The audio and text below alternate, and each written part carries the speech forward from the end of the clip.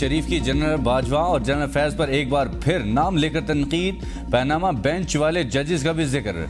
Party इजलास से खिताब में कहा, 4 जज अवामी मैंडेट वाले वज़ीर-ए-आज़म को मिनटों में छुट्टी कराकर जेल में डाल देते हैं। मियां नवाज शरीफ का पार्टी के इजलास से वीडियो लिंक खिताब कहते हैं।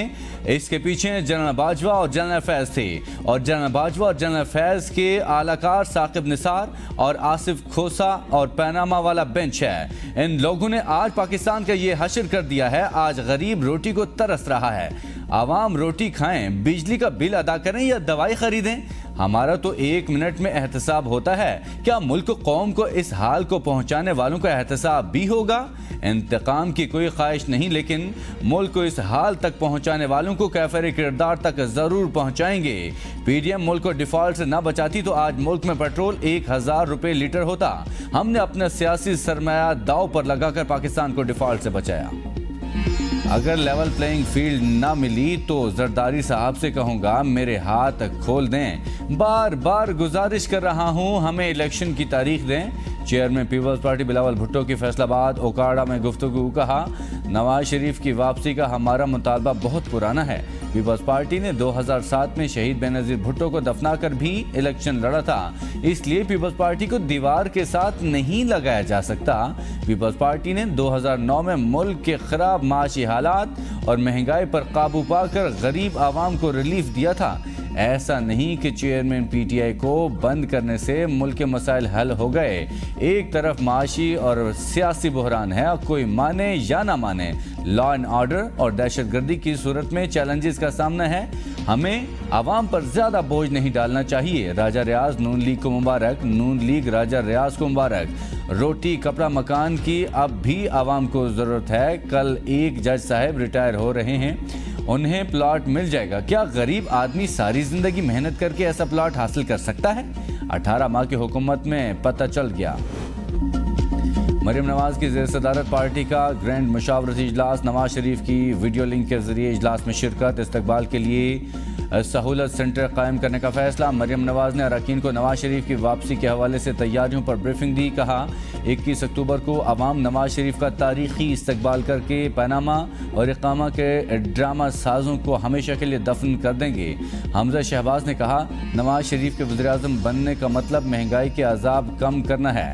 एहसन इकबाल बोले, आवाम का मजबूत मैंडेट पाकिस्तान के खिलाफ होने वाली साजिश के असरात खत्म करने में मददगार साबित होगा। राना असनाउल्लाह कहते हैं, जमहूरियत नाकाम नहीं हुई, जमहूरियत को नाकाम बनाया गया। नवाज शरीफ के खिलाफ साजिश असल में आवाम और पाकिस्तान के खिलाफ साजिश है।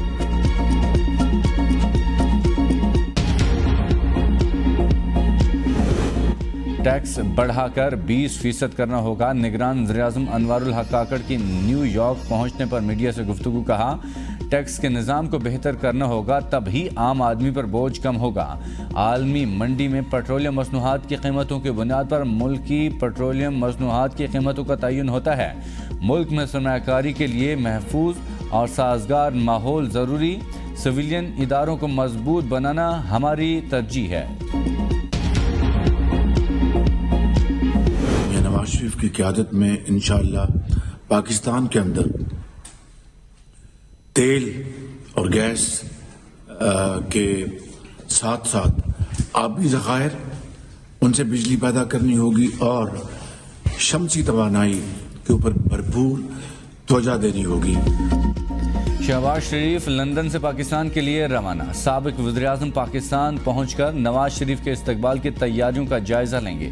शहबाज शरीफ ने लंदन में 1 महीना क़याम किया। रवानगी से कबल गुफ्तगू करते हुए कहा, ज़र इनकलाब और शमसी तवानाई के मंसूबे तरजीह होंगे। नवाज शरीफ मंसूबों को अमली जामे पहनाएंगे। महंगाई में कमी के ठोस इकदाम करेंगे। नवाज शरीफ मेरे इंतखाबी हल्के का फैसला करेंगे। मरियम नवाज अगले हफ्ते लंदन रवानगी के लिए तैयार। चीफ जस्टिस काजी फायद ईसा का 2 सीनियर जजेस की मुशावरत से बेंच तश्कील देने का ऐलान। Practice and procedure act case की समाअत 3 अक्टूबर तक मुलतवी। फरीकैन को 25 सितंबर तक जवाब जमा कराने का हुक्म। सुप्रीम कोर्ट के 15 रुकनी फुल कोर्ट ने एक्ट के खिलाफ दरखास्तों की समाअत की। 7 घंटों की लाइव नशरियात से तारीख रकम। چیف جسٹس نے ریمارکس میں کہا از خود نوٹس کے اختیارات چھوڑنے کو تیار ہوں، ایسے اختیارات نہیں چاہتا جن سے عدلیہ کی آزادی کمپرومائز ہو یا مفاد عامہ کی آڑ میں ذاتی ایجنڈے کو پروان چڑھایا جائے۔ اگر فل کوڈ پریکٹس اینڈ پروسیجر قانون کے تحت حکم امتناعی برقرار رکھتی ہے تو بطور چیف جسٹس انہیں ہی فائدہ ہوگا۔ چیف جسٹس نے سوال کیا کہ رولز کو چھوڑیں، آئین کی بات کریں، کیا آپ چیف جسٹس کو کسی کے سامنے جواب دہ نہیں بنانا چاہتے؟ ہم اس قانون سے بھی پہلے اوپر والے کو جواب دہ ہیں۔ آپ کا آئین سپریم کورٹ سے نہیں اللہ کے نام سے شروع ہوتا ہے۔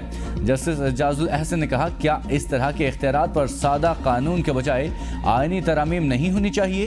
جسٹس منیب اختر نے سوال کیا کہ کیا پارلیمنٹ اپنا قانون سازی کا اختیار استعمال کرتے ہوئے عدلیہ میں مداخلت کر سکتی ہے؟ جسٹس منصور علی شاہ نے سوال کیا کہ آپ یہ کہہ رہے ہیں کہ سپریم کورٹ یہ قوانین خود بنا لے تو ٹھیک، پارلیمنٹ کرے تو غلط ہے؟ عوام پارلیمنٹ کے ذریعے ہمیں کہیں کیس 14 دن میں مقرر کریں تو کیا وہ غلط ہوگا؟ ہم نے بھی تو تھوڑی غلطیاں کر لی ہمیں، دیکھیں ہمارا پرابلم یہ ہو گیا نا، بڑی بن گئی ہے اور تکبر، ہم سے غلطیاں ہوئی ہیں، مجھ سے غلطیاں ہوئی ہیں، مان لیں غلطیاں ہوئی ہیں، ٹھیک ہے، ہم نے ایسی چیزیں کی ہیں، ہم نے جسٹیفائی کیے ملٹری ٹیک اوورز کو، مان لے غلطی کی ہے، ٹھیک ہے، ادروائز آئین کی کوئی حیثیت نہیں ہے۔ اگر جج میڈ لا ہم اس کو رکھ لیں گے اپنے اوپر تو وہ تو پھر آئین تو گیا، پھر وہ تو سارے ججز تھے، انہوں نے سب نے انڈورس کر دیا۔